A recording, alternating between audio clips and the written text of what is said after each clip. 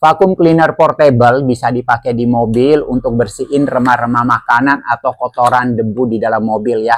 Nah, ketika beli nanti akan dapat mesinnya, akan dapat juga moncongnya yang ada bulu seperti ini, ada 2, dan moncong yang runcing seperti ini, 1, dan juga akan dapat filter. Jadi debu-debunya, kotorannya masuk ke dalam filter ini. Kalau udah kotor, teman-teman bisa langsung cuci ya. Untuk bersihin sofa atau kasur, teman-teman tambahin moncong yang ada bulunya ya. Nah, ini cocok dan ampuh untuk mengangkat remah-remah makanan supaya nggak ada semut lagi ya.